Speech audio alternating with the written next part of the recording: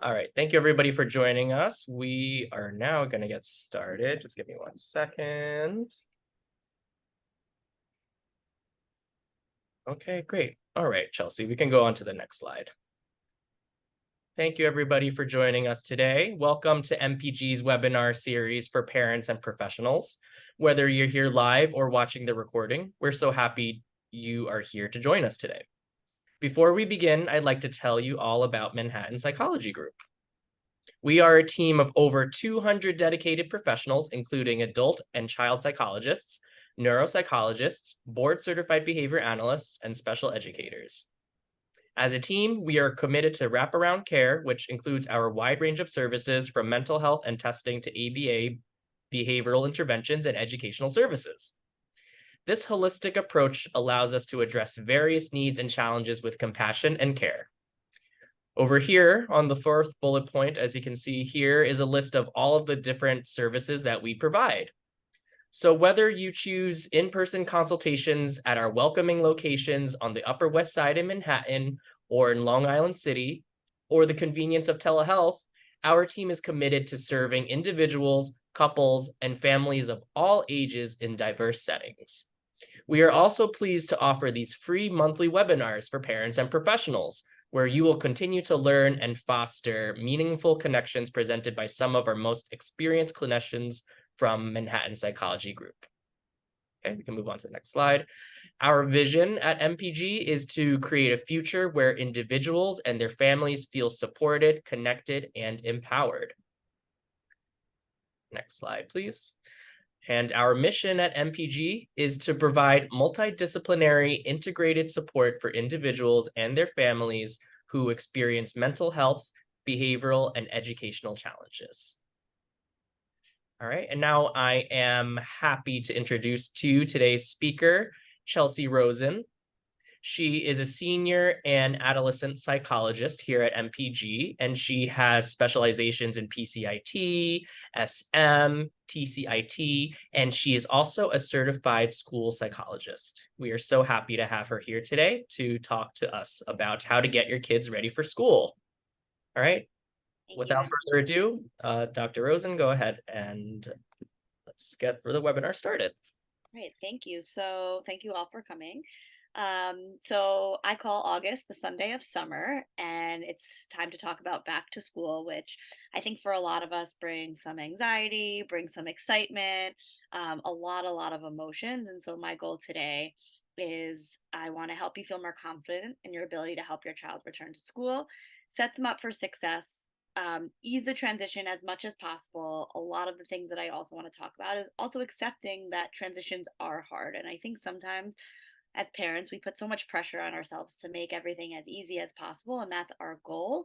But also knowing that you know your kid best and you know that maybe going back to school is a little bit harder. And so while we'll talk about how to make it a little easier, accepting that you'll have a few bumps along the road. And my goal is just to give you some strategies on how to handle those bumps. So for both you and your child. And then also, I want to talk about some strategies, how to work with your child once school does start. So we can talk all about back to school, but then once we're in school, what happens? And then once we go on a break, what happens? And then we have another transition, and then we have winter, and then we have, it's just always something with school. And so my goal is that these strategies will help you not just for the next 3 weeks, but also going forward. So before school starts. So summer's over, we're getting ready to school. Some of you might be, your kids might be ending camp now. Some might have ended a while ago. So we're gonna start off with a poll. And Andrew, I'm gonna call you in on this because I don't know how to use this. I'm not that technologically savvy. So oh, there you go. So what is the biggest struggle with the transition back to school? So would you say different wake up, bedtime routines, the schoolwork, homework? That's a big one. Feeling busier during the summer. And if anyone has anything they want to type in the chat, we just want to see sort of what you struggle with and what's hard. Yeah, so the bedtime routines, return to schoolwork, homework. Just give it a few more seconds for those to continue responding. So I see bedtime routines are big. Wake up. Andrew, if there's anyone in the chat that you want to read a little bit so I can hear.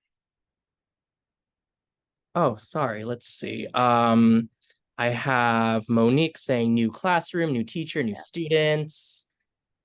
And someone saying bedtime routines, lots of new people teaching new teams. Yeah. The separation anxieties of young children going to school for the first time. Yeah. Okay. These are all great answers. So we're going to talk about all of those, and then I'm going to leave time at the end for some questions, because I think, especially with this topic, I feel like we're kind of all in this together. Whether your child is 2 going to school for the first time, or 3 or 4, or whether your child's 17 and going to high school, or whether they're even going to college. I think it's really, we always have this. We're all in this together with the transitions back to school. So thank you for sharing, and we're going to definitely um, hit on that in a few minutes. All right, Andrew, can you take that away, please? Oh, there we go. I'm getting better at this. Okay. So the weeks between camp and school. So some of us send our kids to camp, some of us don't. So it's more about those weeks when we might have a little bit less structure. So what I like to say, even though me personally doesn't, I don't like to do this because I love the the different flexibilities and schedules, but try your best to get them back into school mode. That doesn't mean you have to overschedule them. That doesn't mean you have to have an activity like subjects every certain amount of times. It's really just about getting some resemblance of a routine. So morning routine. Maybe you start to, as it gets closer, you start to say, okay, like we're going to get dressed today. We're not going to just say hang around in pajamas, or we're going to actually have some meal times and not just like when you're hungry, you come in. Some people don't ever change schedules, but for those of us who do, like we just want to start thinking, what's school going to look like? How do I make this transition as easy as possible? Activities and events. So maybe you do have some activities scheduled. So let them know this is what we're doing today. Maybe you have some special occasions, give them a heads up. Also, like I like to always talk about this in scheduling. I want to make sure that we're also having time for leisure. So this doesn't mean that all of a sudden we're back to school. Like, let me get them reading, let me get them doing math, let me get them doing workbooks. Um, and also, by the way, during the year, I also think it's super important to have some time for playtime and relaxation. Oftentimes we get so caught up in the moment and we're constantly scheduling our kids, and it's really important to give them some downtime. So, playtime, screen time, family time, relaxation. Talk about travel and transition. So, giving them a heads up of what's going to happen. So, next week we're traveling to grandma's house, and here's what we're going to do, and here's how you're going to sleep, and XYZ. Just getting them into the mode of, okay, there's a schedule. And then the same thing with evening routine and bedtime. So, during the summer, a lot of us will like kind of get rid of bedtime or maybe push it back. I'm not saying you don't have to be flexible, but I'm just thinking of giving them that evening routine that you typically have during school. So obviously, a lot of you wrote about homework. So while you might, I'm not telling you to give them homework, it might be that you just start to, what happens after homework during the year. So do you take a bath? Do you take a shower? Do you read a book? Whatever it is that you do during the year, with obviously the exception of some things you might not have, make it as consistent as possible.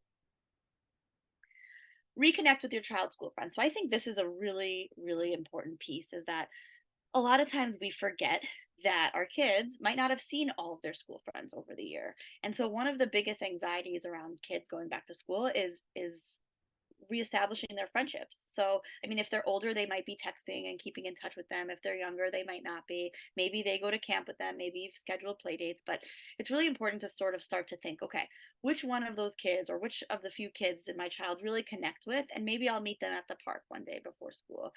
Maybe I'll even, if we can, if the schedules don't allow, maybe we'll even set up like a quick Zoom date with them, and just saying like, oh, I just wanted to say hi, like Joey wanted to say hi to you, hope you had a good summer, just to get that face and connect with them. A lot of kids that I work with, that's one of the biggest anxieties is, what if my friend forgot about me? What if they made new friends and they don't want to be friends with me? So just like making it like familiar, I think is really important. Talk to your child about their emotions. So we're going to talk a little bit about supportive statements. And this is really not just about school, it's about anxiety and also empathy in general. So just saying, I know going back to school can be hard for you, and I know you can handle it. So you're not telling them, oh, don't worry about it. Like, you always get used to school. Because when we tell kids, or anyone for that matter, to not worry about it, what typically happens is they worry about it more. So empathize. I know going back to school can be scary, and I know you can handle it. So not, this is not for all kids, but there's a certain there are some kids that really would benefit this. So if you know your child has separation anxiety, social anxiety, selective mutism, any anxiety around school, or doing new things, try to set up a time to chat with the teacher before school starts. So give them specific information about your child, whether it's over the phone, whether it's an email, whatever you have access to. I know most schools don't give the teachers till really close, but just letting them know, like, listen, my son Joey, he's really anxious to try new things. Um, this is what I find helpful. Sometimes just previewing it feels helpful. Let them know how he learns best, what to look out for. So one of the biggest things about anxiety that's really hard is that a lot of kids with anxiety go under the radar because they're typically to some extent compliant or quieter in school. They might not ask questions. They might be embarrassed to ask for help. And so oftentimes when you go to the parent teacher conference, the teacher might say, "Oh, Joey's my favorite student. He's so easy. He's so go with the flow." But really, you know that he's actually just really having a hard time advocating for himself. And so, let them know that. Let them know things to look for. And then, even going further than that, if you do have a child who has like selective mutism or social anxiety, set up a meeting with your child and the teacher one to one. I prefer it to be in person, but you can also do Zoom. And someone who asked about the kid going to school for the first time and having separation anxiety. So a lot of times in those situations, they might open up the classroom, or kindergartners do this a lot too. They might have like a parent teacher day and or a meet the teacher day, and you bring your child in with the whole class and you get to see the classroom, and it's great for most kids. But there's also a subset of kids that that's not enough, because walking into a classroom with 20 kids or even 10 kids and then their parents, that's a lot. That's a lot for them to work with. So if you think that that's your kid, don't be afraid to say, like, "Hey, I know my child's going to have a difficulty transitioning to school. Do you mind if we come into the classroom, just the two of us, and we can meet you, even if it's just for 10, 15, 20 minutes, just under a low pressure situation." This way, your child's only in there with the teacher. There's no pressure to talk to other people too. You're also not distracted by other parents, because a lot of times when you see other parents, they want to talk. "Oh, how was your summer?" And for your kid, that might actually make them more anxious because they're just feeling overwhelmed. What we find is that kids who have a positive relationship with their teacher are more likely to comply and also have lower anxiety. They feel that connection. So if this is something, if what I'm saying is resonating with you, really don't feel afraid to reach out, and it's not too much time. If they can't do in person, Zoom is fine. But if your child could have that connection with that teacher before school starts, I think that really goes a long way. Um, Again, if your child is an anxious child, this says schedule phone calls for every other week. So when I was writing this, I was like, is that too much? For some kids, it might be. For other kids, it might not be. Again, it could just be I just talking about a 5-minute call. What I typically like to tell parents, and what I do also with my son, is I want him to know, and we want our kids to know, that we're a team, so that what happens at school will be like reinforced at home and vice versa. So if you call the teacher and say, "Listen, my child has a hard time with asking for help," and for these phone calls or these check-ins, I would say, like, let me know if he's asked for help, so that when he comes home, I can say, "Oh, Miss So and So told me that you asked for help. I'm so proud of you for being brave." um, that's with younger kids. With older kids, it's sort of the same thing, like letting them know, "Here's what my child struggles with. Here's what I want you to look for." And then also, you don't want to just hear negatives. It's like I said before with the asking for help. We really want to hear positives. Um, a lot of times with the kids I work with, I also do check ins with the teachers. And you can see when I tell them, "Oh, Miss So and so said that you raised your hand today." And they'll be like, "How do you know?" And I'm just like, "Well, I told you we all work as a team." And you could see that they get a little bit more comfortable because they realize, wow, like these people really, really care about me. And they're all on the same board, on the same page to help me. Anyone else that will be working with your child. So if you know your child's going to work with a school psychologist, if you're not sure if your child's going to work with a school psychologist, but you know that you maybe want someone to check in for your child, that's what they're there for. They're there for these types of kids who need that extra support. And so don't be afraid to say, "Hey, I'm just introducing myself. My child has difficulty with XYZ." If you know there's going to be a reading specialist, let them know how you want to be involved, or that you want to be involved and help in any way possible. I often like to play the game and almost kill them with kindness, just so we're so excited for this year. We're really excited to work with you. Like, if there's anything that you notice that you feel like I need to reinforce at home, please let me know. And sometimes when we talk about it that way, it's like we're kind of saying, I want to make your life easier. And so that's when the teachers really will typically will jump on board with it, because if something happens, they don't feel like, ooh, I don't know if I should tell her, she might have a big reaction. It's more about like, oh, like Joey did this in school, and is there any way you can work on this at home? And they know that you're willing to do that. And I think that that's a really big thing. Same thing with special areas teachers. Again, this is not for everyone. I don't want you to feel overwhelmed and be like, okay, I need to go reach out to every single person. You might not have to, but if you know that your child maybe has social anxiety and has difficulty participating in gym or music, reach out to them. Let them know, listen, I know my child really likes soccer, but when she's in a big group, it might be a little bit harder for her. So just work a little bit more. If possible, can you just like call her up, or do XYZ just to get her engaged? A lot of times, if we can get our kids engaged in the beginning of the year, it's much easier and towards the middle and towards the end. On top of this, if you know that your child is more anxious, I want you to, again, let them know. And then when you have the parent teacher conferences, like when you go in, a lot of teachers will just say, oh, Sally's doing great. I want you to have like questions, like very specific questions to ask them. Because again, a lot of these things will go under the radar if your kid has anxiety. So, for example, if your child has social anxiety, or maybe has difficulty participating in group activities or morning meeting, like that's something that you should tell the teacher. And then during the parent teacher conference, you can say something like, oh, so how is Joey interacting with the other kids? Like, is he asking you for help? Is he raising his hand in group activities? Is he coming up to the board? For the older kids, like, if it has he ever asked for help? When you walk around the room, do you notice that he's doing work? Like, very specific questions, because like I said, most teachers, and it's not against them, it's that they have a lot of kids, will say like, oh, he's doing really great, and like just give you like 2 bullet points. But if you know what's difficult for your child, then you really want to point that out. So, something called parental support. So this is a little bit back to those supportive statements. So as parents, especially with kids with anxiety, we're often torn between two opposite poles. So let's talk about like going back to school, right? So it's coming back to school. Maybe your kid is in kindergarten, maybe your kid is in seventh grade, and they have gone to school already, they've done this. You're torn between two opposite poles. On one hand, as a parent, we're like, okay, I know my child gets anxious. I need to help them feel better. I need to help them do this. Like, it's my job. I need to support them. I need to be their basically emotionally support person. And then on the other hand, we want to show them that, like, okay, like, you've done this before. There's no, like, it's school. Like, everyone goes to school, like, kind of enough already.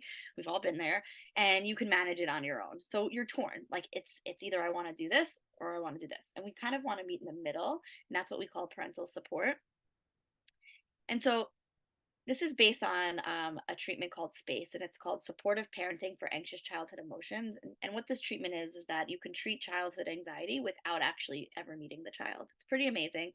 Um, and this piece, this one, something that we really want to take home for you, is that this support system is the acceptance and validation plus the confidence equals support. So I know I talked about this a little bit before, but I see that this is hard for you, and not but, like, we want to show them, and I'm 100% sure you can handle it. So we know, if you really think about it, like, we know that every child could go to school, right? Like, they're not going to die if they walk into that building, right? So we actually are 100% sure that they can handle it.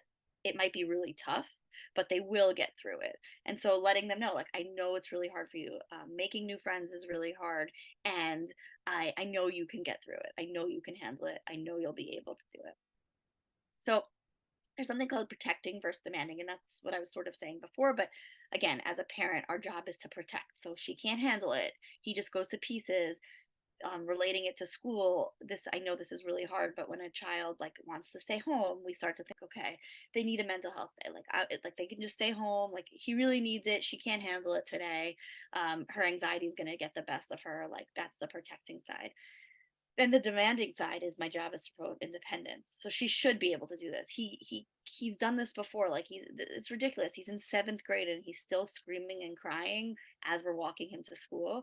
Um, again, none of it, I don't want anyone to think I'm talking about it negatively. These are all thoughts that we as parents always have because we don't know where to fall on this. Like it's really tough, especially with all the emotions. All right, so if people could write in the chat, what type of statement do you think these are? So is it protecting or demanding? So you just have to power through. You have to learn how to handle this on your own. You're being ridiculous. There's nothing scary about the dark. So do we think that this is protecting or demanding? Demanding, right? All right. So what type of statements would you say these are? So she can't handle the stress. Anxiety will hurt her. My job is to protect her from this. I get it. It's not easy for her. What do you all think that this is? The protecting or demand? Protecting. Good job. So some of you wrote in the chat. So how do we make these statements supportive? So again, a little bit more participation. How do we make this supportive? So again, remember that we're combining the support. So the validation plus we're doing the combination. So it's not frightening. So if anyone could write in the chat, I think I actually now could look.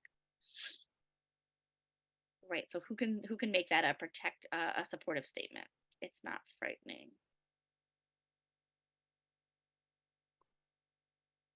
Okay. So exactly. So it's not frightening. I know it's really hard for you to make new friends, and I know you can handle it. Exactly. She can't handle the stress.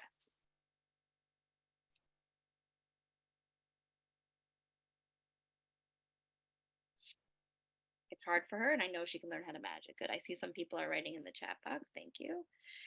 It's not easy for anyone.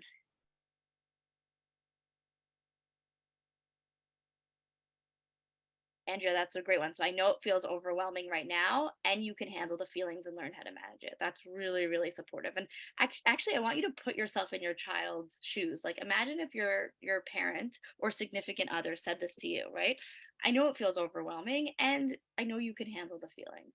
You'd feel really good about it, right? They're not saying like, "Come on," like, when you come home from work, I always give these examples because so we can relate to it. Like if you came home from work and said to your significant other or your friend or your mom, and you said something like, "Oh, it was like I had to do this project and I was missing the deadline. It was just horrible."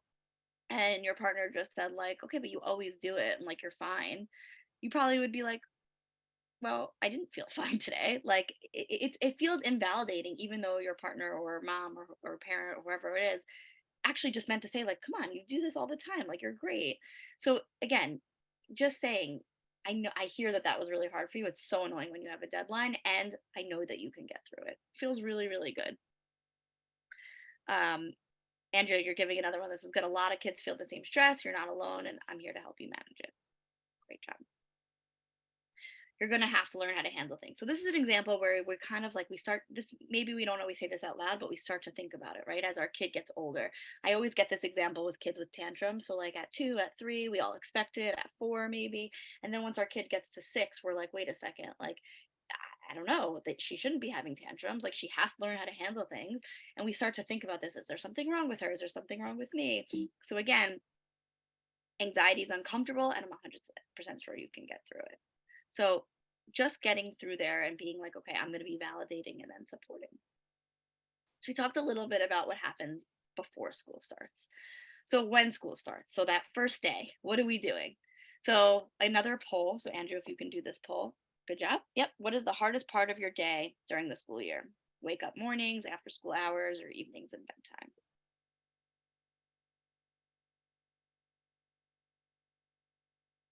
Yeah, the mornings. The mornings are extremely tough. The evenings and bedtimes really hard too.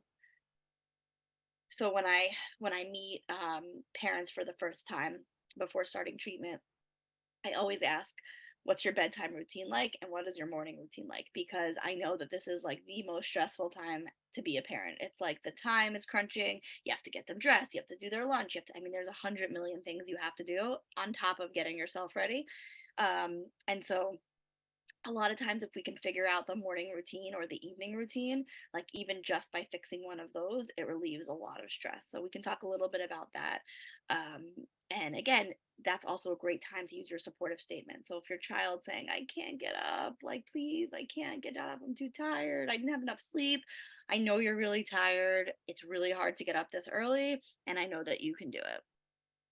And then you can say something like, I'm going to go get your ex ready. I'll meet you downstairs in a few minutes, or whatever it is that you want to do, but giving them a little bit more independence. And so you're not on top of them, because the more that we're on top of our kids, a lot of the times, the more anxious they get. That being said, I know there's some people here are going to be like, well, if I don't get my child dressed, she's not going to go. Those are different situations. And we'll talk a little bit about how to get them ready. So wake ups and evenings were pretty similar, with a 50-40, and then after school hours with 10%. So basically everything is hard. And that's very true. So school days. So going back to schedule. So how do we avoid the morning rush? So as much as, and I want to be clear, like an asterisk over here. I know that, and this is where the acceptance comes in, right? I know that even if you prepare, mornings will probably still feel rushed, because they just will. And so how are we going to make it as less stressful as possible? Not non-stressful. Um, Plan ahead, prep anything that you can plan. School bag, clothing, breakfast, lunch, anything that you can put off your plate, put together, pack the backpack the night before, everything that you can do, pick out clothes the night before, anything that you can do, do. Calculate how much time is needed and set alarm with time to spare. So maybe you have to wake up a little bit earlier. For me, that's like the worst case scenario, because I hate mornings, but I have to admit that if I don't wait for my kids to wake up and I wake up a little bit earlier, it is a lot easier. Consider morning activities. So there are kids that might need to do morning activities, maybe some tutoring, maybe get to school early. So, every day might not be the same, and that's okay. Afternoons. So every family is different. So, what I typically like to implement, especially if your kid is homework resistant. So, a lot of you wrote homework in the very beginning on that poll. Um, Need to do before want to do.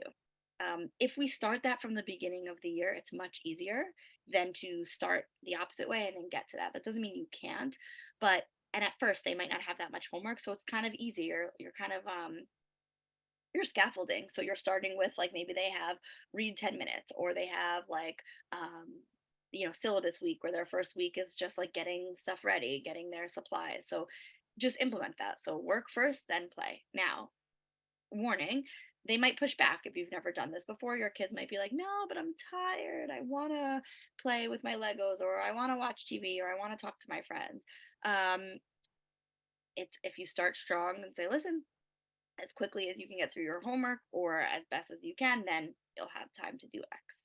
um, when we're consistent, kids will adapt. I think it's hard at first, and sometimes we're just like, is it really worth the fight?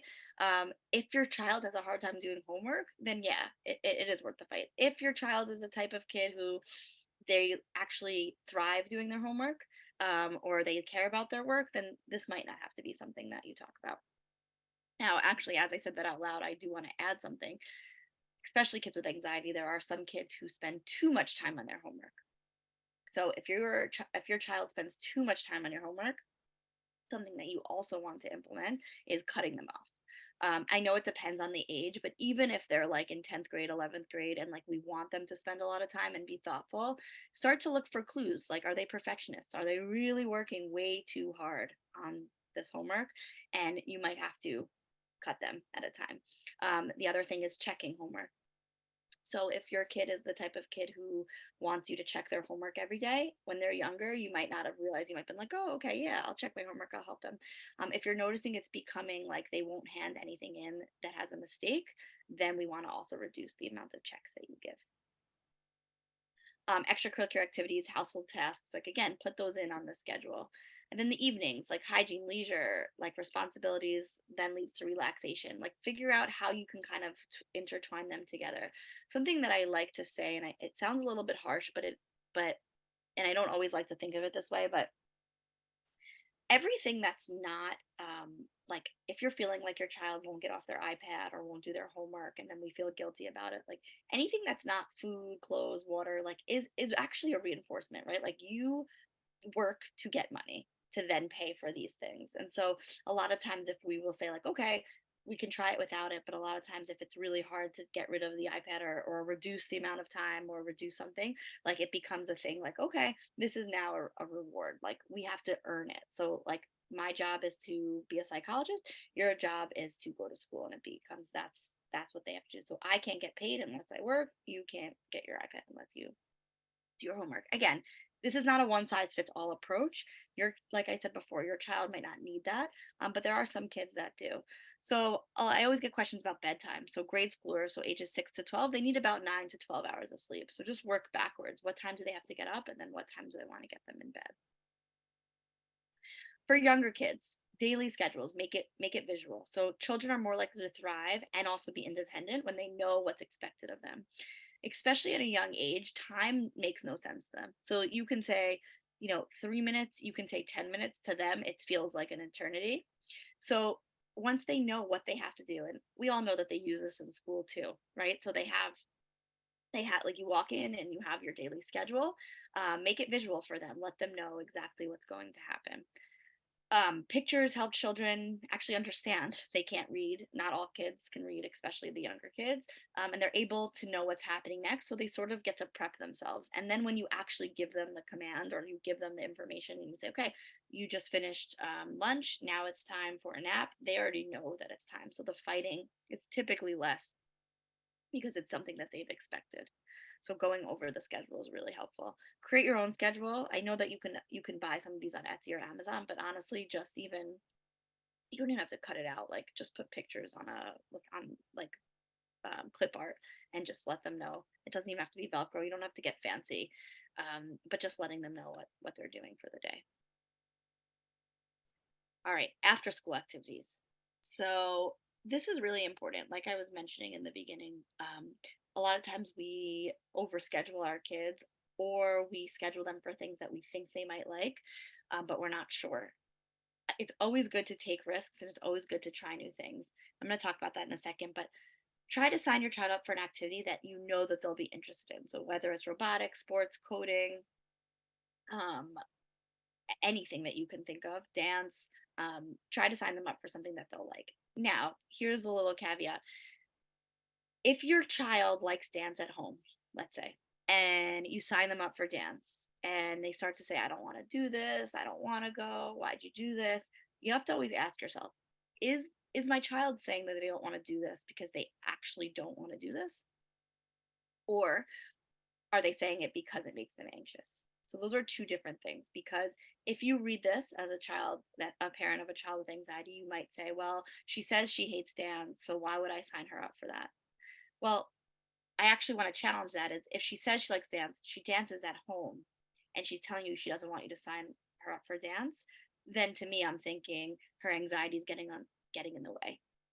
When we treat anxiety, we're often, my goal is not that your child is the on the dance team, or the lead of the play, or the president of the student body, if they don't want to be.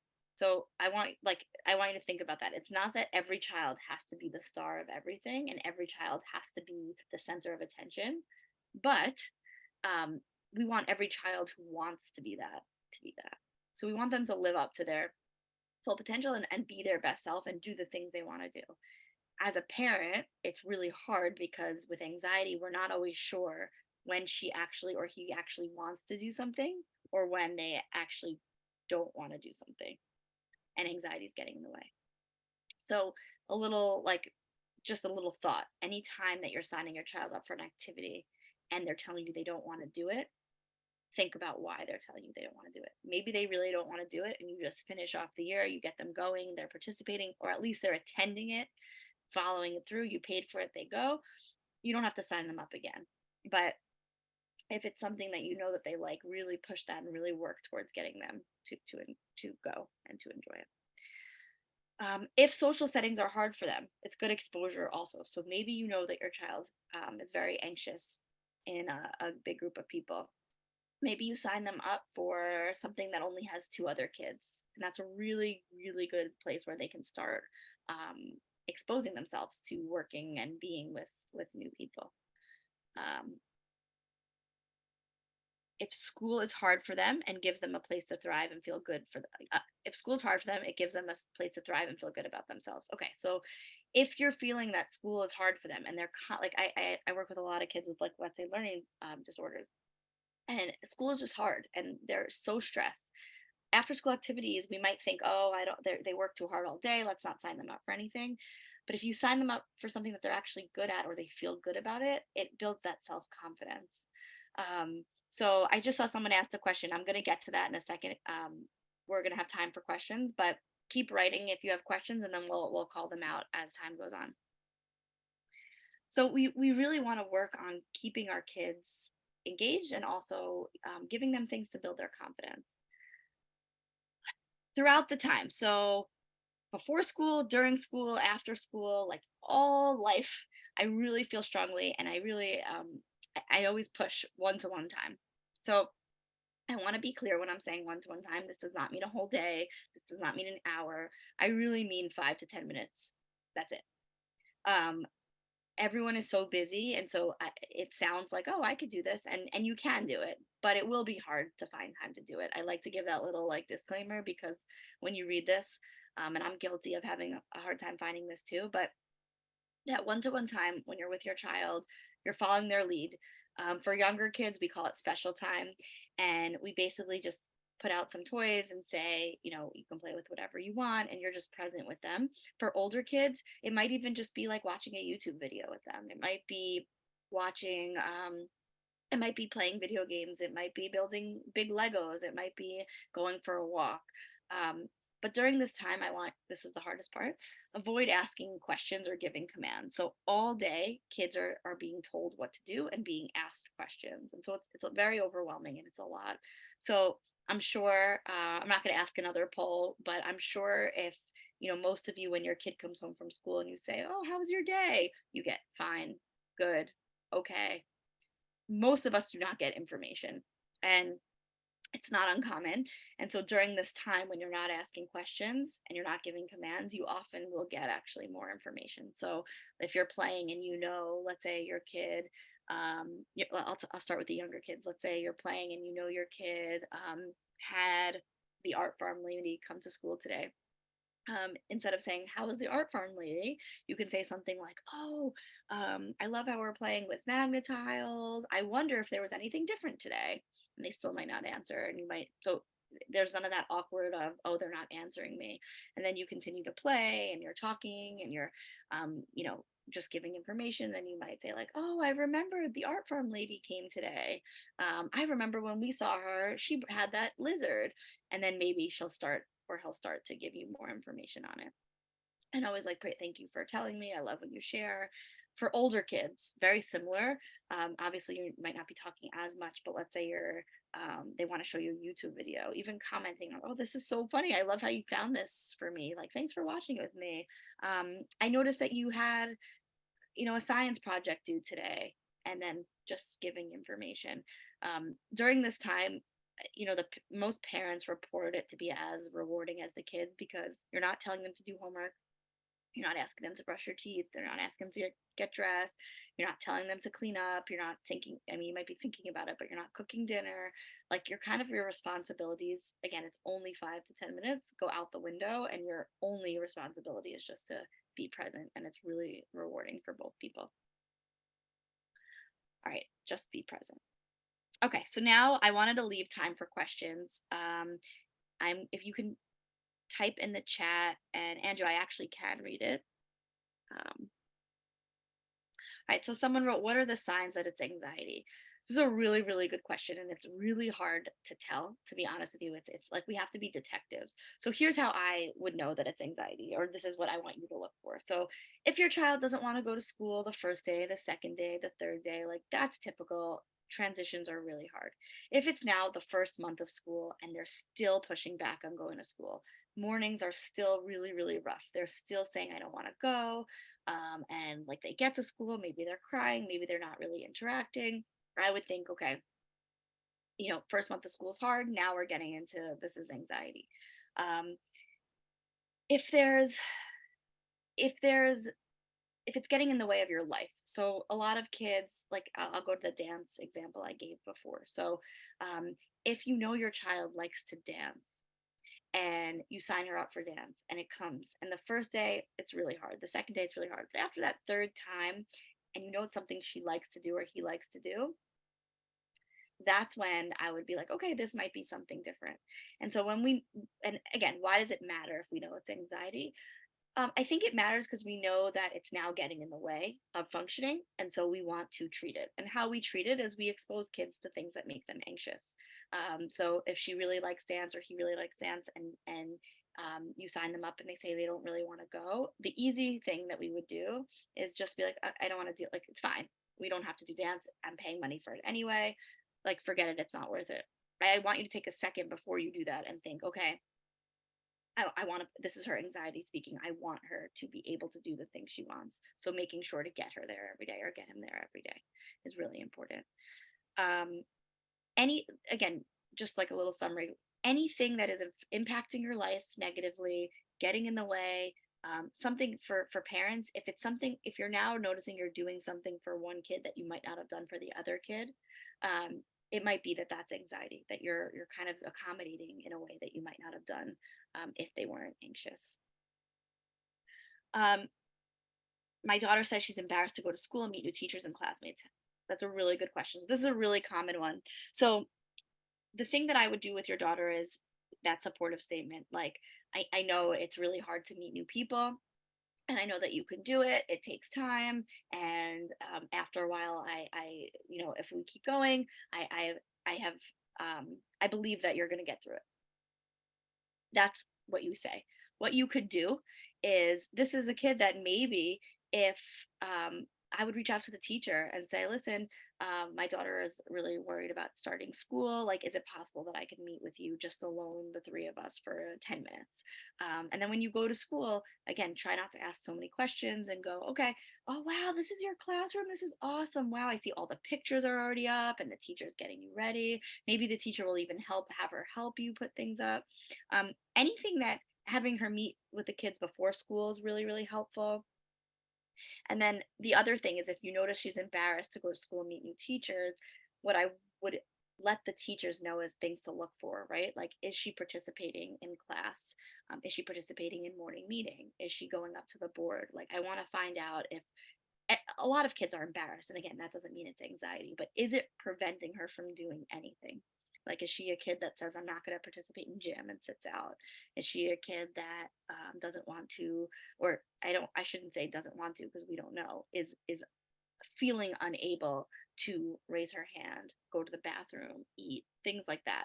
So that's an example where I would call the teacher and just give her a little heads up on what we're looking for.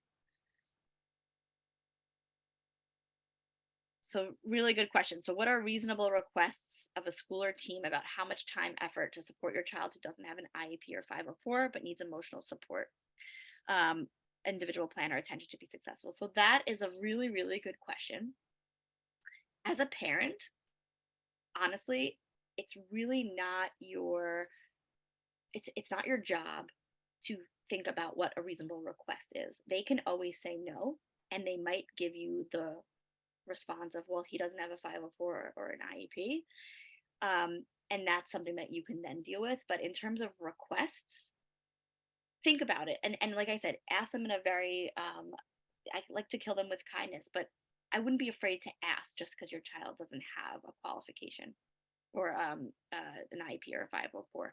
So don't even think about time. So if it's a kid who's anxious about starting school, it might not be a lot of time. It might be that you meet them for 15 minutes and that's it for the year, right?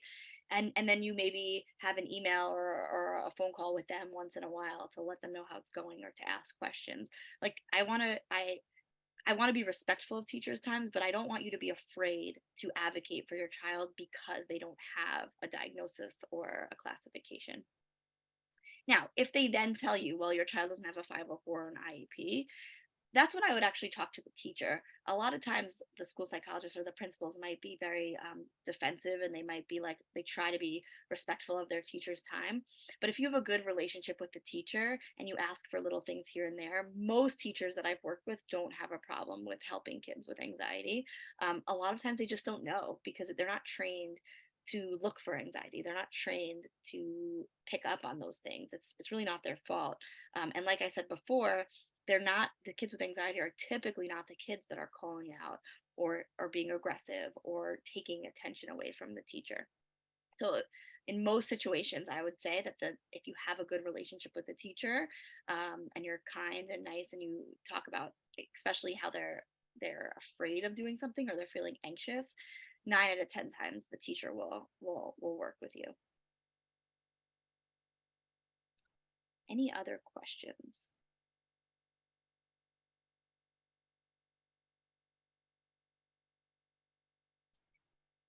One of the other things that, if anyone has any questions, continue to write them in. The other thing that I just want to talk about a little bit is about school refusal. So I didn't put this in because I wanted to have more time for questions, but I think it's something that comes up a good amount. And as parents, school refusal is one of the things we're sometimes really afraid of. um, but it's something that we can help starting from the beginning. So I know I said this a little bit before, but if we're noticing that our child does not want to go to school, and by the that protection part of us is like, okay, they can take a day off here and there. If you know your child is might be um, might lead to school refusal, really try not to do that, because once they stay home one day, it kind of could backfire and it gets harder and harder every day. The goal is that they always go to school. So like, you try your best, you can't get them out in the morning. Don't give up. If they get in at 10, it's better than not getting in at all. If they get in at 12, it's better than not getting in at all. So really, really push it. Another question is, my daughter gets anxious during morning routine and will get stuck when things don't go her way. She doesn't have all her supplies, the correct snack. Okay, that's a really good one. So how can I help her self-regulate? So this happens in the morning. Look, we get anxious in the morning, kids get anxious in the morning. It's the routine, it's the rush. So in that moment, I would try not to get stuck with her. So your daughter's getting anxious during morning routine. You're getting her up, you're getting her dressed, she's brushing her teeth. All of a sudden, she's like, "I don't have my piece of paper, my homework." Um, I know it's hard when you don't have your homework. I'll look for it while you do X, Y, Z. If she's still stuck on it, just continue. Don't get stuck with her. Just continue to go on with the morning routine. And as you're going, you can start describing what you're doing, even like, okay, I'm getting, oh, it looks like you don't have the correct snack. Well, I'm going to put in an extra snack for you. Oh, and it looks like it's time to get your shoes on. I'm going to go get your shoes on. If you have other kids, help them and say, oh, I love how you're getting your shoes on. And just not avoid asking questions and just continue just to move along. If you need to help her do XYZ, help her. But as you're the uniform, get her dressed. You might have to just put it on her bed. You might have to remove choices. You might say, I know you really don't like this snack. Here's the only options that we have. So either you can have Cheez Its or Wheat Thins, or no snack. I know that sounds horrible. Most kids will then just pick one, and if you don't put in a snack in, they'll get one at school likely, and if not, then the next day they know that, okay, it's either this or this. Don't try to be a short order. I don't even mean cook, but with anything, like, we always try to problem solve. That's like, as a parent, like, we go into problem solving mode. Sometimes that doesn't help because it's really not about the snack, right? It's about the anxiety. So limit their choices and be very consistent. So if your daughter has to wear a uniform and it's time to get dressed, and she can either wear the navy pants or the black pants, and none of them fit, I don't like this, I hear that they don't feel comfortable on you, here are your options: either you can wear the navy or the black. Give her 5-10 seconds to choose. She might be screaming, no, I don't want to wear it. Then say something as, it looks like you're having a hard time making a decision, I'm going to choose the black one, and maybe remove the navy. You might get tantrums during this time, but again, stay calm and just start moving on to the next phase. And eventually, what she'll learn is that she has to wear this, or she'll be late to school, and that might even be a natural consequence enough. So the biggest thing I'd like to say is consistency. Just be consistent. And I don't want to say just actually, because it's harder than it seems. Be consistent, remove options. Um, don't try to give more because it, we can't always do that. And it sometimes will make kids more anxious. And keep going.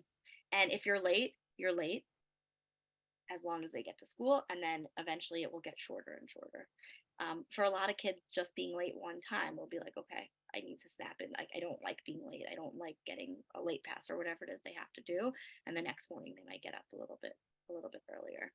Um, and sometimes, like, going back to what I said in the beginning, sometimes it's just acceptance of like mornings are hard and we're gonna get through it. And that's it. We're going to try our best to make it easy, but as long as my child gets to school, I did my job. And that's okay if sometimes it's harder than others. Any thoughts on peer induced anxieties? A high school senior and the challenges past ongoing tension with certain classmates that they know will be seeing them back in the classroom after a break during the summer, and they're not sure how the dynamics continue for where it was in June.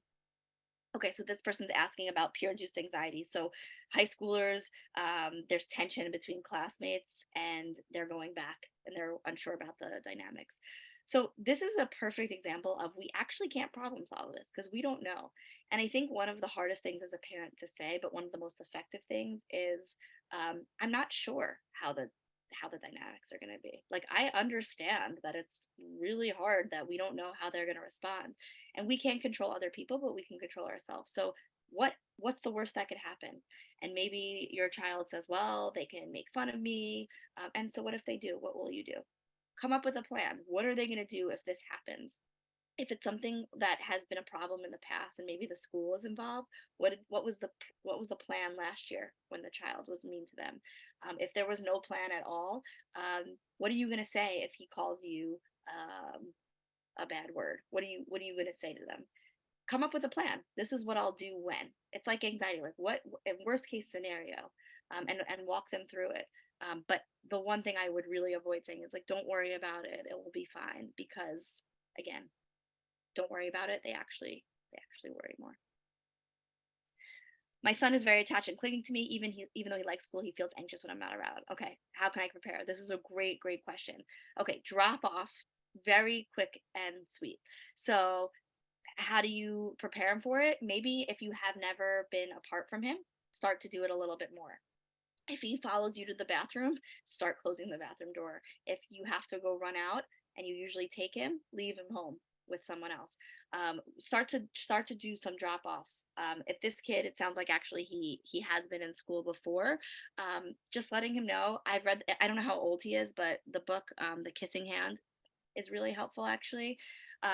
But my biggest thing to everyone that is dropping off little kids and even older kids with separation anxiety at school, very quick and sweet.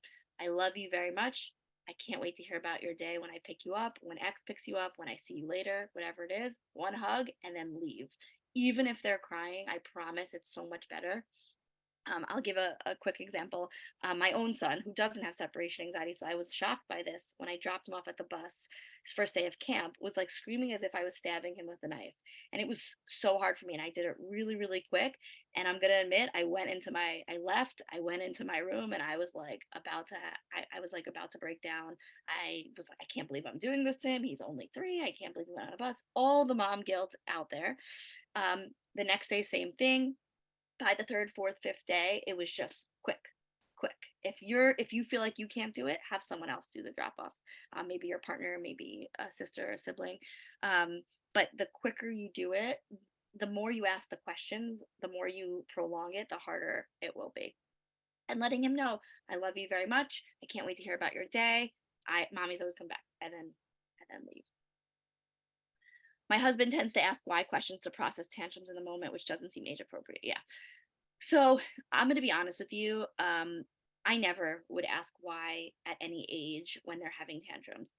I want you to think about it as like an extreme, even as an adult. If you are super angry and someone asks you, why are you upset or what's wrong? It kind of sets you off a little bit, because you're not thinking. You're super hot headed, especially as a toddler. Sometimes they don't even know. And sometimes all of us toddler moms know that it doesn't actually make sense, right? Like you cut the banana the wrong way and all of a sudden they're on the floor screaming. Um, in that moment, what I like to do is called it's called active ignoring or selective attention. It's not ignoring by no means.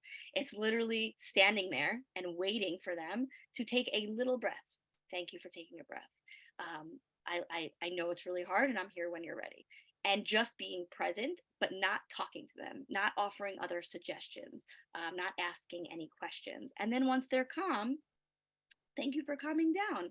Then you can talk about like, oh, it looked like it was really hard for you when the X broke. Um, but if we ask questions during a tantrum, whether it's out of non-compliance, whether it's out of just frustration, and when it's out of anxiety, questions raise that emotional dysregulation. I believe a lot of the success in the morning routines that the parents having it together, such as prepare the night before. Yeah, and exactly as much as possible, being calm, it's really, really helpful. And then again, I'm going to add this again. Even if you're as calm as possible, you're role modeling and it's still hectic, think to yourself, like, this is not my fault. This is I'm doing the best I can, and mornings are tough. And as we continue on and school goes on, and you do all these things and you avoid asking the questions and giving the options, like it will get better. And you still then might have hard days. Um, it's and Chris, I like what you said. It's easier said than done. It is really much easier said than done. So in that moment, I also want you to take the if you're late, you're late. And I know that it's not always possible to be late. Like if you have a job, if you have a meeting, like yes, those days will be different. But if you just take away the pressure of like, if my child is late to school, the world will not end, that's good, because there's also some kids that get anxious about being late and then they actually believe that, so it could be some exposures. There's some families that I actually the assignment is to be late for school. Is there anything I could do to help my son's transition to middle school from elementary school? So like I said before, I think it's transitions are really hard. I think if you know anyone that's going to the middle school, or reach out to them.